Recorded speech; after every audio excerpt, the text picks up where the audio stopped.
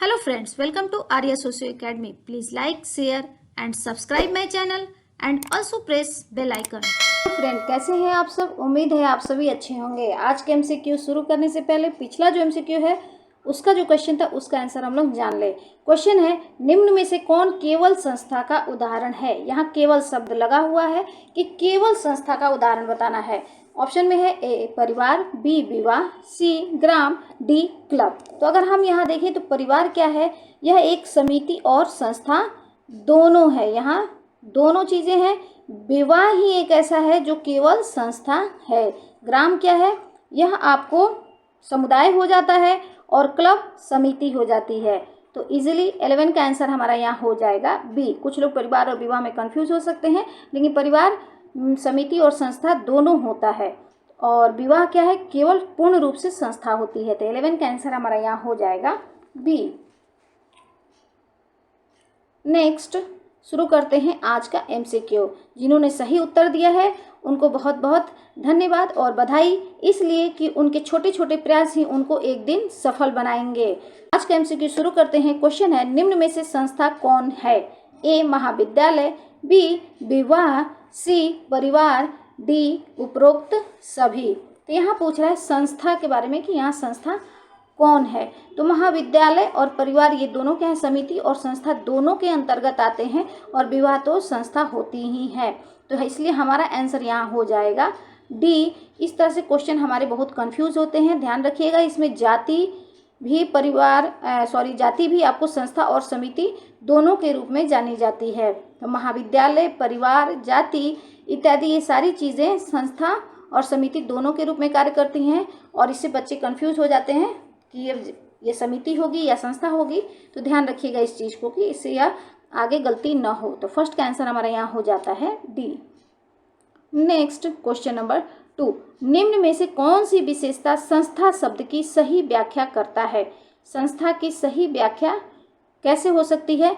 Option A है स्थापित नियम तथा कार्य पद्धतियों की प्रणाली, बी एक स्थान जहां बहुत से लोग साथ साथ काम करते हैं, सी एक संगठन जो एक महत्वपूर्ण सामाजिक प्रकारों को करने में लगा हो, डी एक कार्यालय परिसर जहां महत्वपूर्ण कार्य किया जाता हो।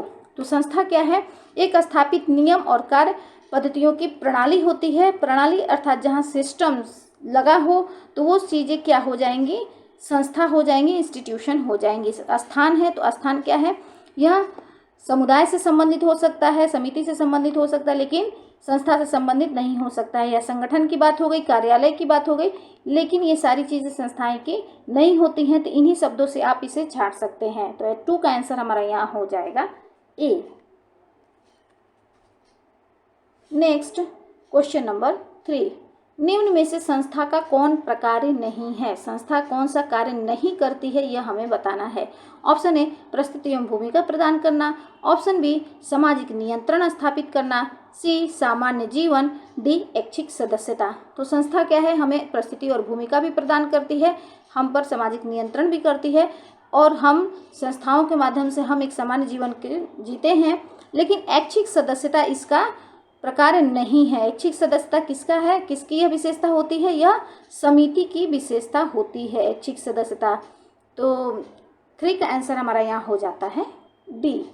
समिति और संस्था से संबंधित वीडियो बना हुआ है, वहाँ देखिए और अपने सारे डाउट्स को क्लियर कीजिए और खुद इन सब छोटे छोटे क्वेश्चन जो आपको फंसा सकते हैं उनसे आप खुद ही निकल सकते हैं, खुद ही इसका आंसर दे सकते हैं। तो चलिए 3 का आंसर यहाँ हो जाता है डी। नेक्स्ट क्वेश्चन नंबर 4, निम्न में से कौन पूर्ण संस्था का उदाहरण है। पूर्ण संस्था की फिर बात आ गई। पूर्ण संस्था की बात किसने की थी, पूर्ण संस्था की बात गॉफमैन महोदय करते हैं। टोटल इंस्टीट्यूशन की बात। ऑप्शन ए है कारागार, बी विवाह, सी परिवार, डी विश्वविद्यालय।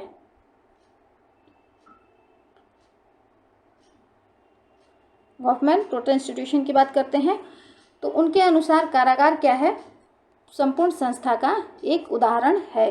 क्योंकि मानते हैं कि संपूर्ण संस्था, इसलिए वो कहते हैं कि जो संस्थाएं मनुष्य के संपूर्ण जीवन को प्रभावित करती हों तो इसलिए उसे पूर्ण संस्था के रूप में ये मानते हैं। तो 4 का आंसर हमारा यहाँ हो जाता है ए।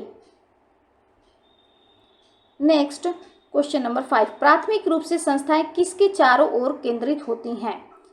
ए कुछ मूलभूत आवश्यकताएं, बी कुछ मूलभूत मानवीय संस्कृति, सी कुछ मूलभूत मानवीय इच्छाएं, डी कुछ मूलभूत मानवीय सुख। तो क्या है कि जो संस्थाएं हैं वो क्या है, प्राथमिक रूप से किसके ऊपर केंद्रित होती हैं, जब हमारी कोई इच्छा होगी या आवश्यकता होगी उसके अनुसार हम क्या है हमारे विचार आते हैं।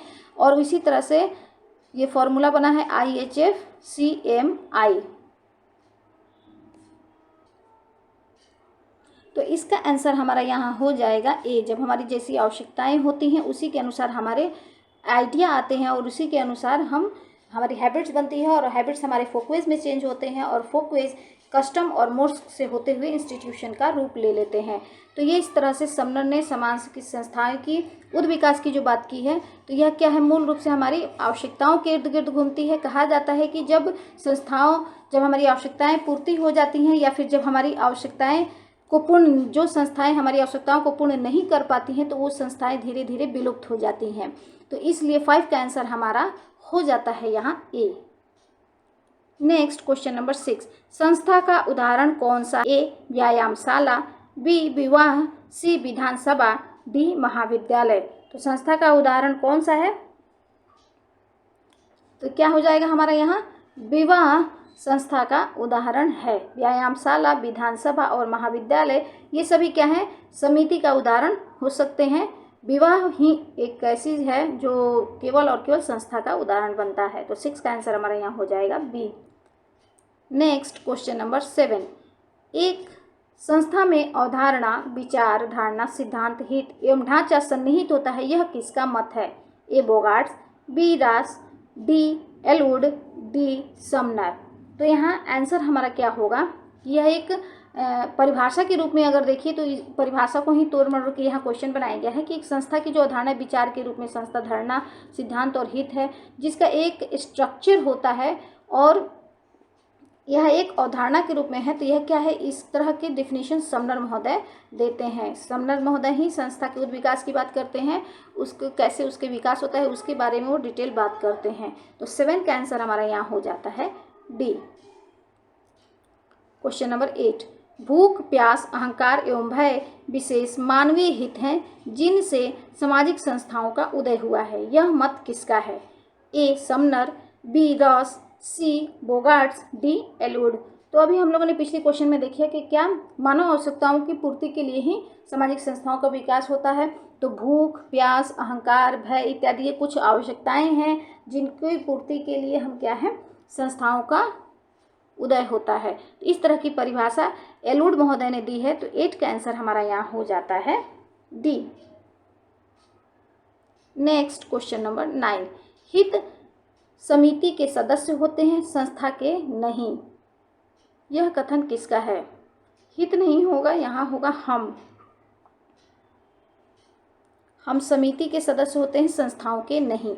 ए MacIver Page, B Morris Ginsberg, यहाँ जो हो कहीं जिन्सबर्ग कहीं गिन्सबर्ग होता है, C Harry M Johnson, D Pitirim Sorokin. तो यहाँ यह कथन हम समितियों के सदस्य संस्थाओं के नहीं, यह कथन मैकाइवर एवं पेज महोदय का है। बहुत बार ये क्वेश्चन आ चुका है, बहुत ही इजी है कि संस्था समिति क्या है, समिति में व्यक्तियों को हम देख सकते हैं, हम उसके सदस्य बन सकते हैं, लेकिन जो नियम है कार्य प्रणाली उसके हम सदस्य कैसे हो सकते हैं उसे हम कार्य रूप में उसका परिणाम करते हैं। तो 9 का आंसर हमारा यहाँ हो जाता है ए। नेक्स्ट क्वेश्चन नंबर 10, निम्न में से कौन सी संस्था की विशेषता नहीं है? क्वेश्चन के अकॉर्डिंग क्या बताना है, नहीं है। ए सुपरिभाषित लक्ष्य, बी अस्थायित्व, सी सामाजिक व्यक्तियों का समूह, डी सांस्कृतिक उपकरण। तो यहाँ क्या हो जाएगा हमारा आंसर, क्योंकि संस्था में एक परिभाषित लक्ष्य होता है, इसमें अस्थायित्व भी होता है, सांस्कृतिक उपकरणों का हम प्रयोग भी करते हैं, लेकिन व्यक्तियों का समूह यह क्या है, यह संस्था नहीं है, यह समिति हो सकती है, समुदाय हो सकती है, एक समाज हो सकता है, लेकिन संस्थान नहीं हो सकता है। तो 10 का आंसर हमारा यहाँ हो जाता है सी। नेक्स्ट क्वेश्चन नंबर 11, निम्न में से कौन संस्था की विशेषता नहीं है?